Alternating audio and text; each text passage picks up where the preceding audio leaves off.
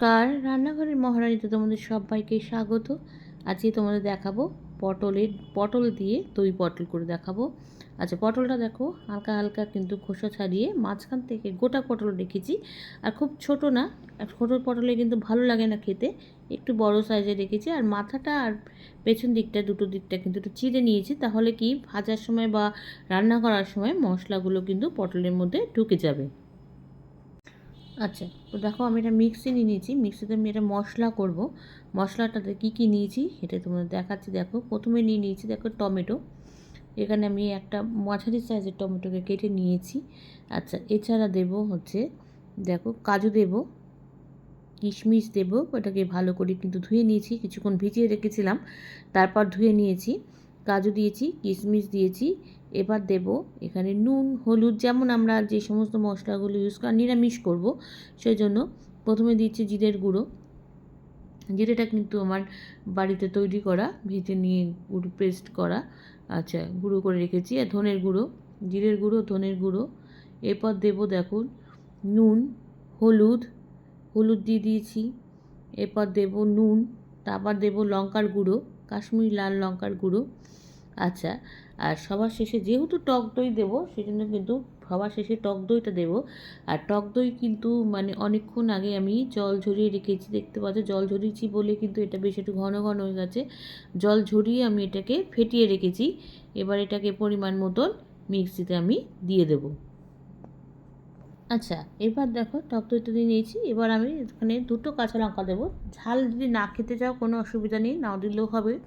আবার একটু ঝাল না দিলে কিন্তু স্বাদটা আসে না, সেই জন্য কিন্তু আমি এখানে দুটো কাঁচা লঙ্কা দিয়ে দিয়েছি, একসাথে পেস্ট করব। আচ্ছা, দেখো পটলগুলো কিন্তু আমি খুব ভালো করে ধুয়ে একদম জল ঝরে রেখেছি, যেন একদম জলটা খুব সুন্দরভাবে ঝরে গেছে। এবার কিন্তু পটলটাকে একটু নুন আর হলুদ দিয়ে কিন্তু একটু মাখিয়ে রাখবো।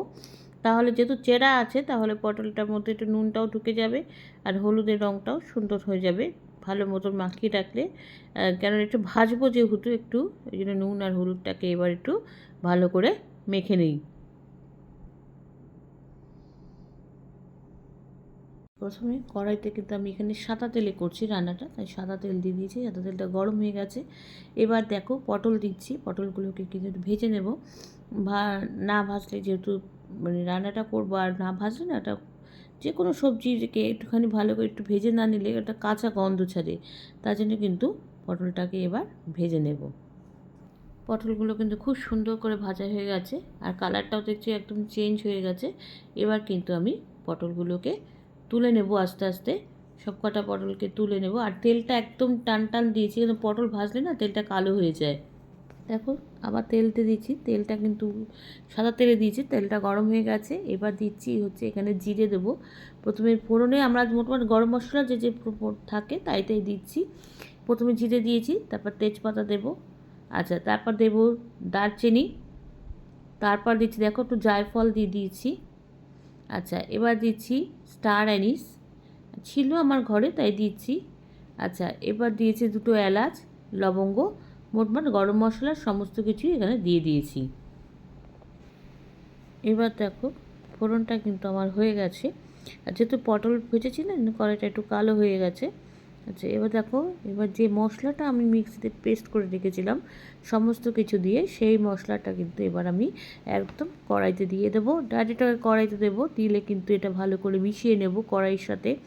কড়াইতে দিয়ে খুব ভালো করে মশলাটা মেশাতে হবে। মিক্সিটা ভালো করে আগে মানে ভালো করে ধুয়ে মিক্সিটাতে জলটা দিয়ে দেবো। এবার জলের সাথে মশলাটাকে ভালো করে কষিয়ে নেব। যতক্ষণ না মশলা থেকে তেল ছাড়ে ততক্ষণ কিন্তু মশলাটা কষাতে হয়, তাহলে কিন্তু রান্না কিন্তু খুব সুন্দর স্বাদ হয়। এবার দেখো মিক্সি ধোয়া জলটা দিয়ে দিয়েছি, দিয়ে কিন্তু এবার এটাকে খুব ভালো করে মেশাবো।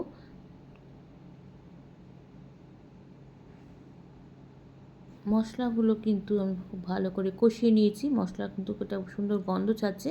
এবার আমি পটলটা দিয়ে দিলাম। এবার যেটুকুনি মানে হবে সেটুকুনি এবার পটলের সাথে কিন্তু ভালো করে কষাবো, তাহলে পটলের মধ্যে মশলাটা ঢুকে যাবে। কেন আমি তখন জল বেশি ব্যবহার করব না, সেই জন্য এটা একটু কষা কষা রাখবো।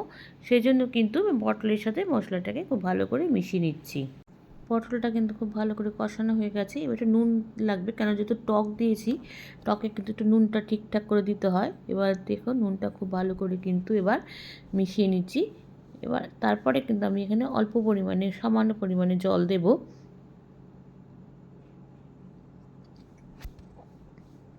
আচ্ছা, তা কষাতে কষাতে কিন্তু মশলা থেকে কিন্তু তেলটা ছেড়ে দিয়েছে, দেখতেই পাচ্ছ। দেখলেই কিন্তু বোঝা যাচ্ছে যে মশলা থেকে কিন্তু তেলটা ছেড়ে দিয়েছে। এবার আমি কিন্তু পাশের ওভেনে গরম জল করে নিয়েছি। এবার জলটা কিন্তু এখানে আমি ঢেলে দেবো, খুব অল্প পরিমাণে দেবো, যেটুকুনি লাগবে আমি সেটুকুনি দেবো। মশলাটা দিয়ে দিয়েছি। এবার এটাকে খুব ভালো করে, জলটা দিয়ে দিয়েছি, এবার এটাকে খুব ভালো করে কিন্তু নাড়িয়ে নেব। তারপরে কিন্তু একটু ফুটবে, তারপরে কিন্তু আমার কারণ পটলটাও আমার প্রায় সেদ্ধ হয়ে এসেছে, যেহেতু ভাজা আছে, আবার অনেকক্ষণ ধরে কষাচ্ছি। এবার এইটুকুনি জাস্ট ফুটবে, তারপরে কিন্তু এটাকে নামিয়ে নেব।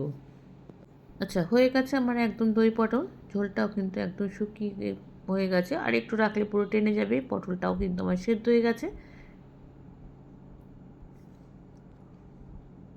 হয়ে গেছে আমার একদম দই পটল। এরকম কিন্তু গরম গরম ভাতের সাথে খুব ভালো লাগে খেতে। তোমরা কিন্তু অবশ্যই বাড়িতে ট্রাই করো। আমাকে জানিও লাইক, কমেন্টস আর শেয়ারের মাধ্যমে। তোমরা যারা আমার চ্যানেলটাকে সাবস্ক্রাইব করে আমার সঙ্গে রয়েছো, তাদের জন্য রয়েছে অসংখ্য অসংখ্য ধন্যবাদ। আর যারা এখনও করোনি, তারা প্লিজ চ্যানেলটাকে সাবস্ক্রাইব করে আমার সঙ্গে থেকো। তোমরা সবাই সুস্থ থেকো, সাবধানে থেকো, ভালো থেকো। চলি, টাটা। দেখা হচ্ছে পরবর্তী নতুন কোনো রেসিপিতে তোমাদের সঙ্গে।